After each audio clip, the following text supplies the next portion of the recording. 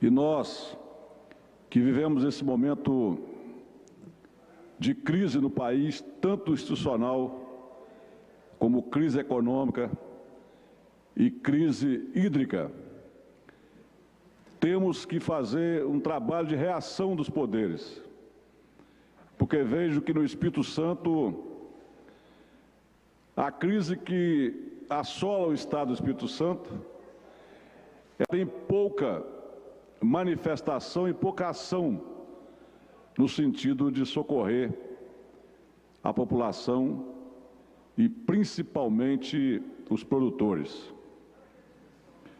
O norte do Estado do Espírito Santo, lá onde tem base eleitoral o líder do governo, o deputado Gildevan Fernandes,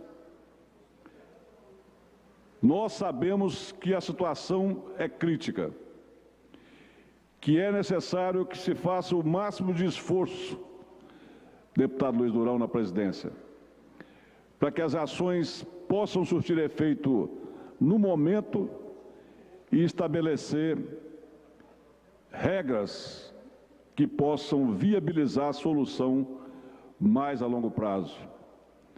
Um Estado tão bonito como o nosso, que sempre foi beneficiado pelas graças de Deus, pelos rios, pelos córregos, pela quantidade de água, passa hoje por uma situação crítica, uma situação difícil, onde todos os produtores já não têm aonde mais se socorrer.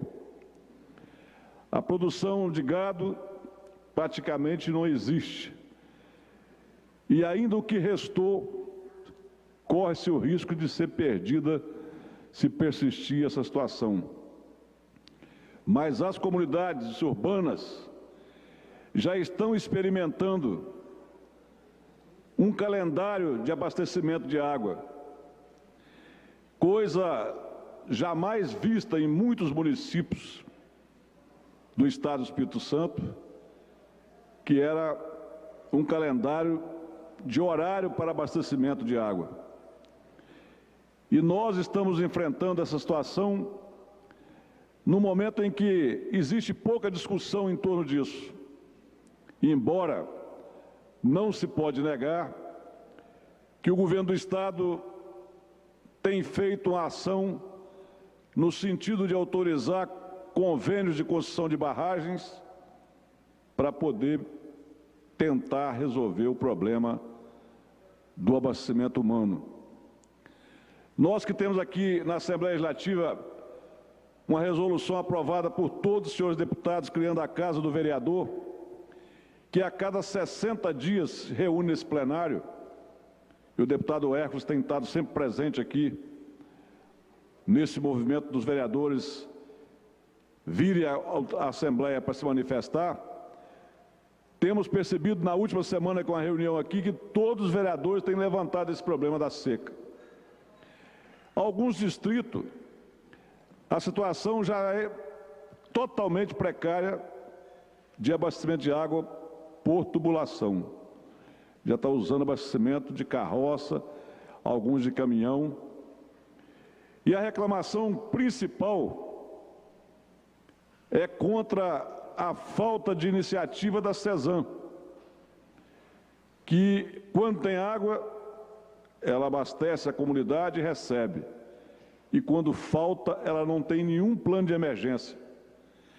Se uma companhia de abastecimento de água, ela se dispõe, ou um serviço autônomo, se dispõe a fornecer água, a ter um contrato de fornecimento de água, é preciso que ela entenda que ela é responsável pelo abastecimento contínuo, que não pode se justificar apenas na falta.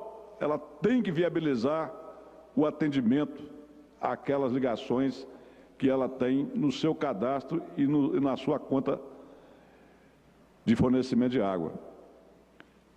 Não pode ter rompimento de prestação de serviço.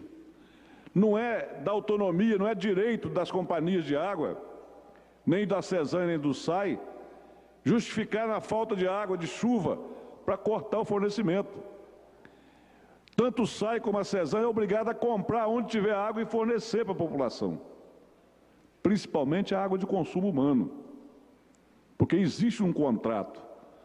E esse contrato não pode ser rompido por uma das partes em cima daquilo tudo que você constrói, e os hospitais, e os restaurantes, e os serviços de ultra necessidade da população.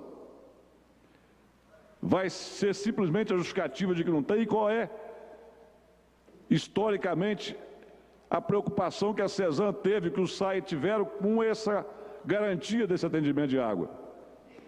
Por que que só agora se trabalha com a ideia de barragem? Por que que esses serviços de barragem não foram feitos nas localidades que abastecem a CESAM para que isso não acontecesse?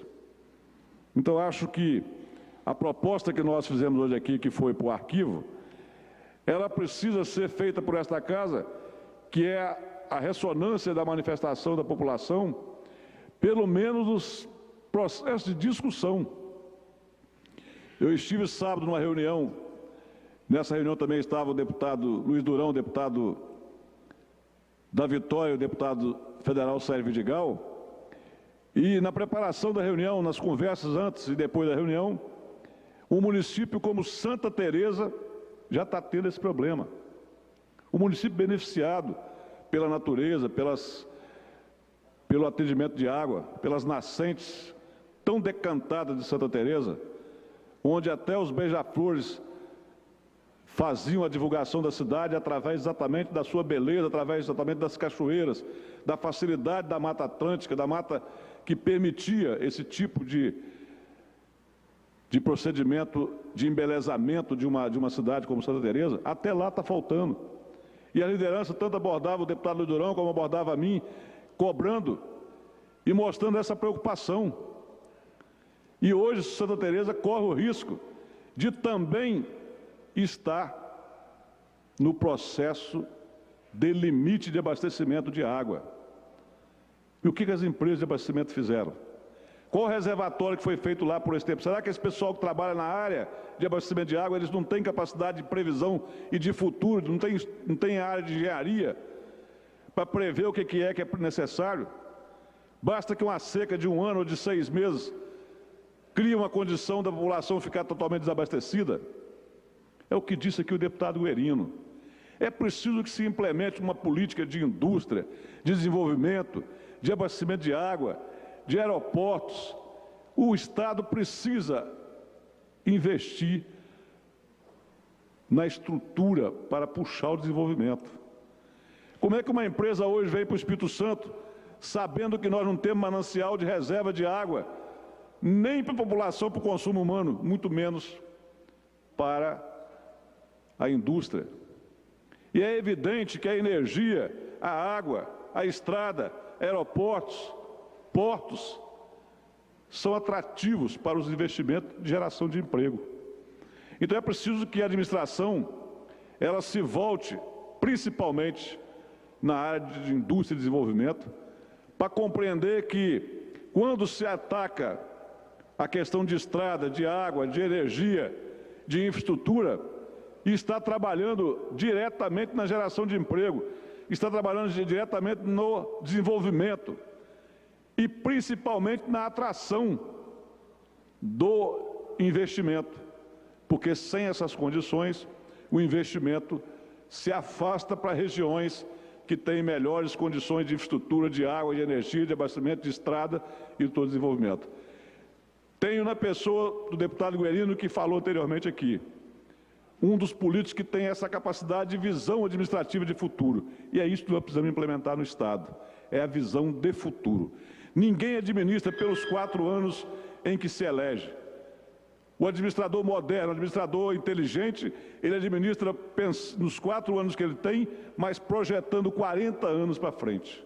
Porque se todo mundo fizer isso, o desenvolvimento vai ser realidade, a infraestrutura vai ser condição de atração de investimento, porque ninguém pode admitir que uma seca, qualquer que seja o período, ela possa criar uma condição de falta de abastecimento de água para uso humano. Então, creio, senhor presidente, agradecendo a paciência, que esse pronunciamento do deputado Guerino, ele completa a ideia de que nós precisamos modernizar o pensamento administrativo e acreditar no futuro, que é por isso que o Brasil enfrenta tanta dificuldade, porque as pessoas administram o momento e não administram o futuro.